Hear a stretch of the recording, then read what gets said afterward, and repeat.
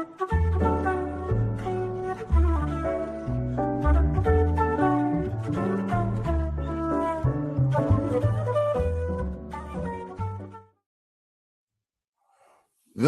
bienvenue. Welcome once again to Property Quorum. Property Quorum is a place where we throw around ideas that are currently in the property sphere, and things that can affect people who are involved in property, buying property, or involved in supporting those kind of purchases. Today's topic, a little bit scary. Hold on to your hats. It's all about MTD, making tax digital, or is it MLH, making life harder? Well, we'll have to find out. But to start us off, as ever, Hamish McClay. Well, I must admit, over the last sort of few years, probably about sort of 10 or 12 actually, there's been a lot of people, well, I say a lot of people, certain groups of people who are making large sums of money as a consequence of the government's ever increasing steps into sort of various aspects of business, and particularly to do with property.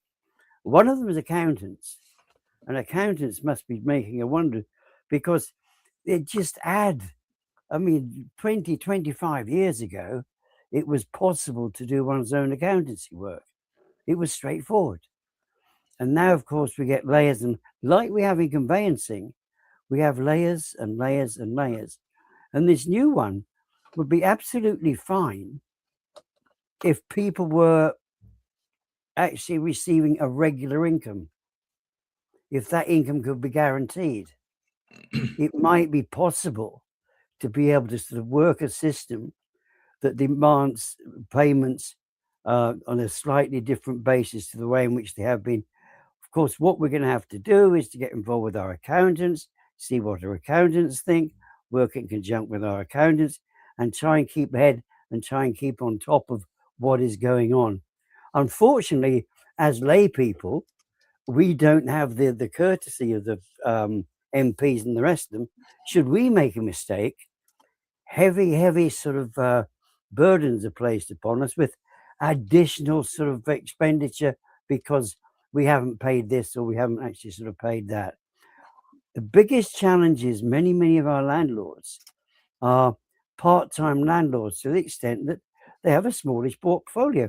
They aren't working on their properties 24 hours a day or even 8 hours a day. It might be 8 hours a week, 8 hours a month. It's all right for the big corporates because they have vast people sort of waiting about, sort of doing different things for them. But those who have that smaller portfolio, it's putting that additional pressure on them to actually sort of not only to keep on sort of top of things, but also just put that additional sort of burden on. So at this particular sort of moment in time, it might be of benefit to the government. It might be of benefit to accountants.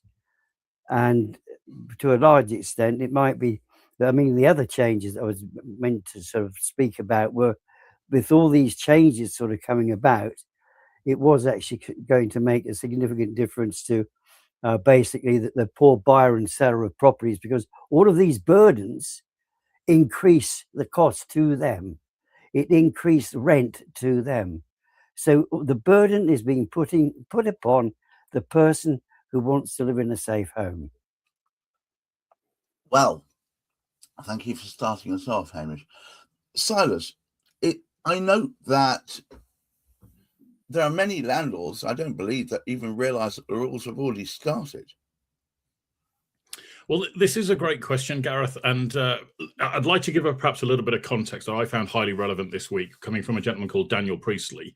And he said that many years ago, before Oasis actually launched the song Wonderwall, a gentleman called Andy Burnham had got himself a job, I believe, as a reporter working for a small newspaper. And for context, that job is the only job that anybody of the current Labour front bench has ever had in the course of the last 30 years. Okay, now if we just pause and reflect on what that actually means, one person in the Labour front bench for the last 30 years has held a job. Everybody else hasn't. Everybody else hasn't run a business. Yet they're making decisions that impact the wider sphere of you and I in our day-to-day lives. And one of the themes that's coming through time and time again, and this is not just aimed at Labour, this is not a Labour or red versus blue argument. It's this utter contempt for tenants via utter contempt for the landlords. And what I'm seeing more and more is we have now a situation where landlords are being squeezed out of the market because they've just had enough of the rules keep changing, and it seems to be that they are the political football. And so as they leave, more tenants are without homes, which forces rents up, as we've seen time and time again with the cycle. And so if you were a straight thinking person, you would sit here and go, well, hang on a minute. If we're taxing more, the landlords are leaving, why don't we offer tax incentives to get more landlords in to solve the housing crisis that we've already got that's unfolding in front of us? More supply means lower rents. And they're not talking about that at all. They're talking about, well, shall we tax rental income on a monthly basis? And shall we also put rent controls in place? And none of this, to my mind, is conducive to a free-flowing property market. It's not conducive to a market that serves tenants in a way that they have more choice, more freedom of choice, and therefore lower rents. And it seems to be whatever the government is touching is going in the opposite direction of what they're saying at the ballot box, as it were. And the underlying issue seems to be, this is not a socialist thing, i.e. take money from everywhere and then give it all away to people that aren't working. But it's more of a technocratic kind of agenda, a corporate agenda. Put rules in place that serve the larger corporates that only employ a very small amount of people, and then affect the wider populace by actually instigating policies that just don't work in practice. And I think make it this sort of proposal that's in the works at the moment, as you quite rightly say, Gareth, is underway. It's being talked about. It's likely to be, implemented without any reference to you or I or any landlord in the country. And it's this absurd idea that, as Hamish has talked about, you just tax landlords a little bit more each month, and then we work it out at the end. And yet, you as a landlord, if you knew the job, you could have a tenant move into a property on the 1st of January and never pay any rent until you evict them a year or two later. And so we're supposed to believe that just because they made money on that property last year, that they then should be paying an extra £100 a month towards their tax bill. It's utter lunacy. But what do I know? Well, I was going to say, are smaller landlords prepared for these thresholds to fall? I'm not so sure that they are. I think, as we saw in that Property 118 survey a couple of months ago, the majority of landlords seem to be older in years, and I question their motivation to keep going in the face of constant changes, none of which are benefiting them, of course. They're making their lives harder. At what point do you go, I've had enough of this, I'm retiring, I'm hanging up my boots? Now, just on one particular road where I live and I travel into town, there must be now the best part of 20 properties that are ideal properties for first-time buyers, ideal for rentals, people starting out in life. They've all come up for sale. It's probably a stretch of a mile and a half, shall we say. There's about 20 properties on that road that have not been for sale for probably the best part of 10 or 15 years. And you would think that this is a good thing, that landlords are exiting, so they're putting these properties up for sale. They're not being tenanted, of course. So those 20 properties, those families have had to find somewhere else to live. But the important point is the first-time buyers are not buying those properties. Okay, whether it's affordability, whether it's they're scared, whether there's uncertainty in the economy, or whether or not the younger generation are looking at what's unfolding and they're wondering, is it all worth it? Is home ownership worth it? I'm having these conversations with younger people in their 20s now. Is it all worth it? Or shall I just sit back and rely on government handouts? Oh, I'll only work X number of hours per week. Or the bank of mum and dad. Yeah. And that's the sort of thinking that's going on, which to me is really worrying. Somebody who takes pride in a job well done, wants to, I'd rather work for £5 an hour and work my ass off for £5 an hour, pardon my language, than I would accept £20 an hour from the government. And that thinking is just how I'm wired. But I don't understand the intent to put so much burden on small businesses that are struggling, that are taking risk. I mean, buying a property isn't just a cash purchase and we sit on it forever and just count our money as it comes in. it's risk. You've got to get a mortgage. It's illiquid. It takes a long time to sell a property in the UK right now. Even if you found a buyer tomorrow, you're probably not going to complete the sale by Christmas. Those are the sorts of things that nobody's factoring into this. And yet it's all about who can we take more from now, and that's what the state is doing. Who can we take more from, rather than saying how do we solve this problem in a way that benefits Joe Public? I've got another angle for you. Go on. Well, first of all, can landlords continue what the vast majority of them are doing, which is using spreadsheets? Oh, that's a great question. Or do they have to go? Are they being forced behind the scenes into buying software? I think habits are very difficult to change, and we could say that there's an effort to railroad people down a digital software route. You're quite right. Most of the accountants that I've spoken to, and I'll offer a different perspective on accountants and tax advisors in just a moment, but most of them tell me that landlords turn up with shoeboxes full of receipts about a week before the tax deadline and say, sort my taxes, or carrier bags full of receipts. It's just what they do. And I think that's an important point. One of the things I want to address, and I think this is really important for any landlord listening and any business owner listening, really, why would you go to an accountant for tax advice? Tax advice is a very specialist subject, okay? And I've heard instances where an accountant says you owe this much tax, and a tax advisor has looked at it through a different lens and says, no, you don't. And that substantial tax bill has been written off by the stroke of a pen. And this is an important point, is that you have a non-specialist dealing with a very specialist area of expertise. And one of the things that we were always taught as investors, as landlords, you go to a tax advisor for tax advice, not an accountant. And I think what I'm seeing more and more is that accountants are erring on the side of caution. They're just one level removed from a HMRC employee, if you ask me, that they're the ones that are gathering the revenue for HMRC, who, let's not forget, we're told that they've failed allegedly every audit for the last 30 years. But that aside, HMRC are there collecting money via the accountants, who will always err on the side of caution, because if they don't, what happens? HMRC's breathing down the neck of the accountant, creates a bit of friction with the client there, might lose the client. Better err on the side of caution. I'm not saying that's the case for all accountants, but it's certainly what I'm experiencing. And I think there's a day of reckoning for business owners where we start to push more towards specialist advice. And your digital tools, again, they're fine, but are they really improving efficiency? I'd rather go to somebody who knows what they're talking about. I've got an extra level of irritation on top of that. Please do. If the accountant is managing a lot of that data, who owns it? Great question. I mean, look at where we are in an age now today, Gareth, which our ancestors probably would have found absolutely ludicrous. But every single day, people are taking their phones and uploading personal details of their life to the internet. Absolutely. I'm on holiday this week. Look at where I am. Okay, well, now everybody who knows you knows that your house is empty for the next 2 weeks whilst you're in Costa del Sol or wherever, right? And this is the lunacy of the world that we're living in right now. I don't think people are pausing to reflect enough. And I'm a big fan of technology, but I'm an even bigger fan of people who actually know what they're talking about. And that's why I think we're very grateful that we surround ourselves with really good people.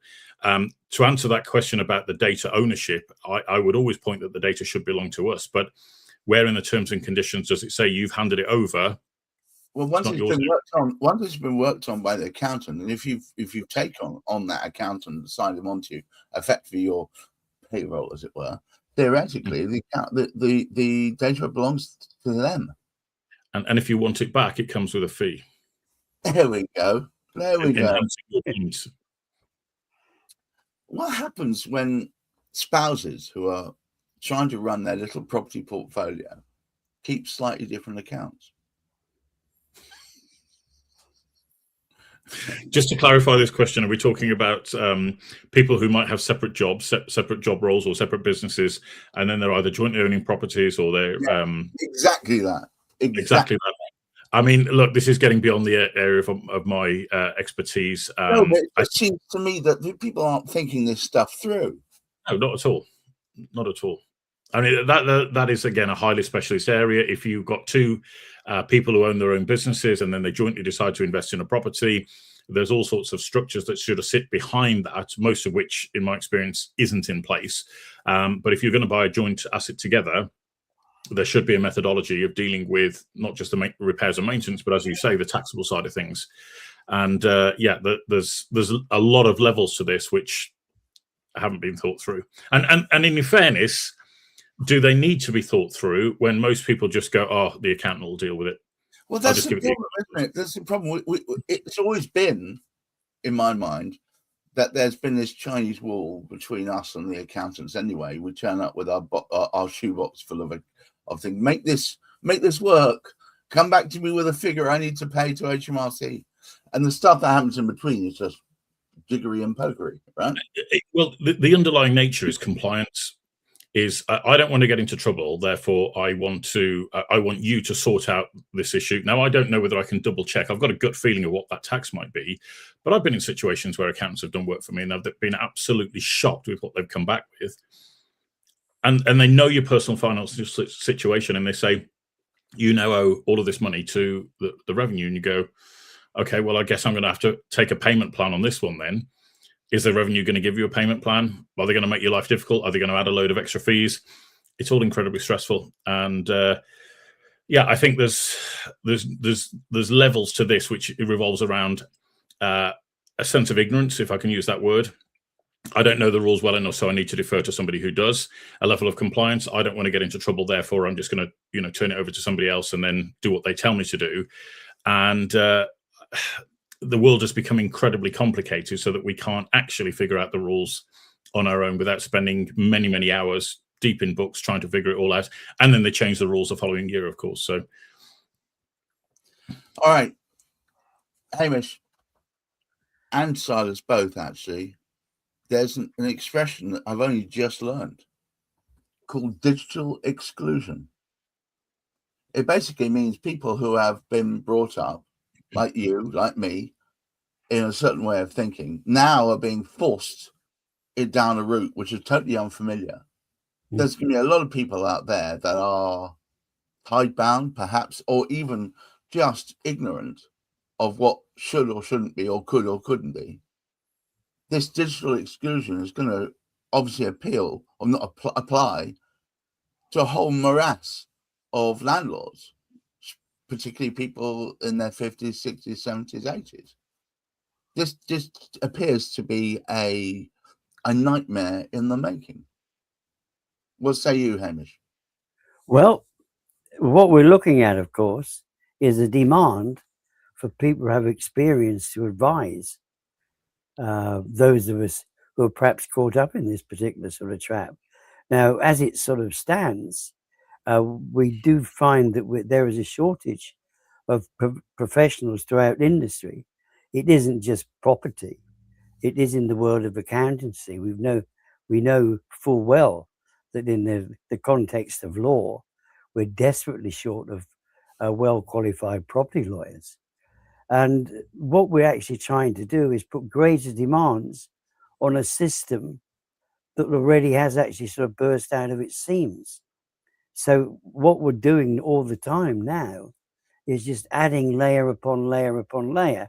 And this is what's happened to the conveyancing industry generally.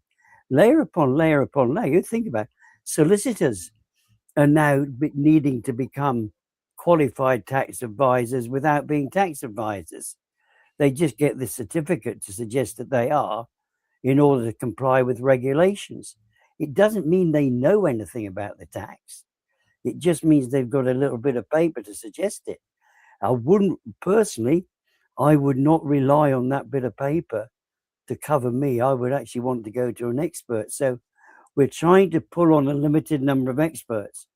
And what we have throughout the whole system, it doesn't matter if it's AI, it doesn't matter if it's digitization. We have a shortage of specialist managers of this this data in specific arenas.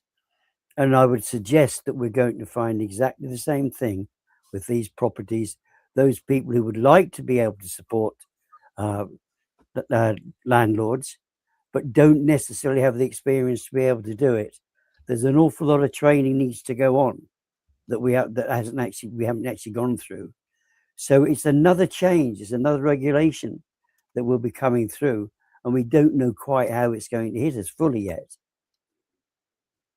Wow. Can I just follow up on that, Hamish, because you made an excellent point. I was talking to somebody the other day who's a very old hand in the property world, and he made an excellent observation about the difference between black and white and the area of grey. And when we're younger, we tend to think in very black and white lines, or at least I certainly know that I did. And as you get older, you start to realise there's the 50 shades of grey, shall we say, in the middle, that is very much where most things tend to operate. And if you go to your normal accountant to get your tax advice, and then you go to an shall we say, HMRC tax specialist who has then set up his own tax consultancy, you're going to get wildly different answers from those two people.